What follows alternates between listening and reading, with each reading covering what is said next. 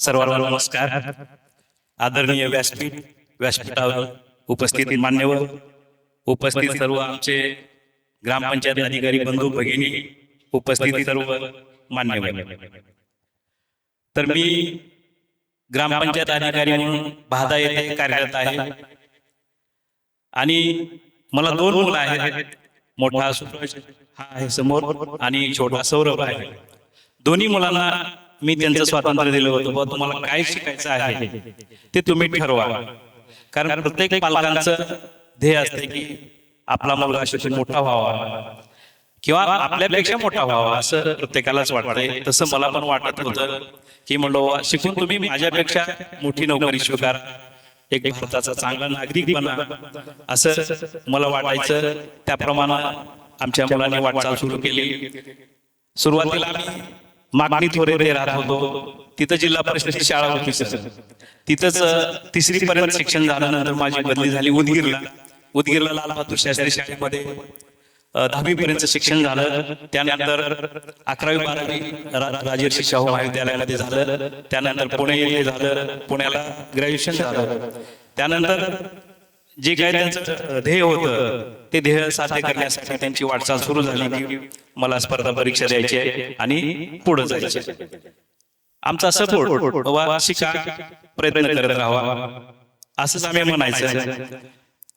तो अटेम्प्ट देत होता, पुढे जात होता. प्री मेन्स इंटरव्ह्यू पर्यंत थोडं कमी पडत होता. थोडं म्हणजे आम्ही म्हणायचं आणखीन थोडी चांगली उड्डाण घ्यायची की उड्डाण पलीकडे गेली पाहिजे असं म्हणायचं. फक्त सपोर्ट द्यायचं किंवा आणखीन प्रयत्न करत राहा. आम्हाला एवढं लक्षात आलं की प्रयत्न केल्यानंतर कोणतंही साध्य होते. अशक्य हे शक्य होईल असंच आम्ही स्वामी समर्थांचं वाक्य ऐकलेलं आहे की अशक्य ते शक्य करतील स्वामी. तसंच त्या पद्धतीनंच अशक्य हे शक्यच होतंय. प्रयत्न केल्यानंतर त्याचं फळ नक्की मिळतंय हे असं आम्ही ठरवलं होतं. आणि यामध्ये फक्त आपण संयम वाढवला पाहिजे की बाबा फेल झाला ठीक आहे, आपण आणखीन प्रयत्न करूया. आपण पालकांनी संयम वाढवला पाहिजे. संयम महत्वाचा आहे याच्यामध्ये. आपण काय करतो, चिडचिड करतोय, बाबा फेल झाला ना तुझ्याने होत नाही आता असं नाही म्हणायचं. प्रयत्न शेवटपर्यंत करत राहायचं. शेवटच्या क्षणापर्यंत आपण प्रयत्न करत राहिलो तर यश नक्की मिळतंय. यश आपण गाठू शकतोय. आणि मला आणखीन एक दुसरं सांगायचं की बाबा आमचं दररोज असं होतं की दररोज संध्याकाळी एकत्र बसून आम्ही जेवण करायचं. सकाळी काय आपल्या ड्युटीला जायचं राहतं किंवा शाळेला जायचं राहतं त्यावेळेस आमचं काही नव्हतं. पण संध्याकाळी आम्ही ठरवून सगळे एकत्र बसून विचार करून जेवण करायचं, चर्चा करायचं, काय निर्णय घ्यायचा ते आम्ही 2 मुलं आणि नवरा बायको आम्ही बसूनच निर्णय घ्यायचा. बाबा उद्या काय करायचे, परवा काय करायचे किंवा पुढचं कुठं राहून शिक्षण करायचं आहे.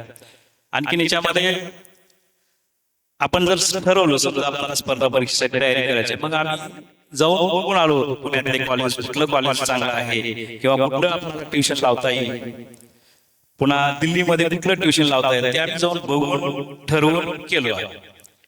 आम्हाला काही म्हणजे कोणाचं मार्गदर्शन नव्हतं, पण आम्ही स्वतः मार्ग शोधत गेलो, मार्ग सापडला आणि हे यश मिळालेलं आहे. आणि आज तुमच्या समोर आहे ऑल इंडिया 702 वेळा. आम्ही खूप समाधानी आहे. आमचा मुलगा करू शकतो, तुमचे मुलं पण करू शकतात 100%. पुढच्या वर्षी सुद्धा कोणातरी मुलांचा इथे सत्कार व्हावा एवढीच आमची शुभेच्छा असणार आहे. Thank you so much.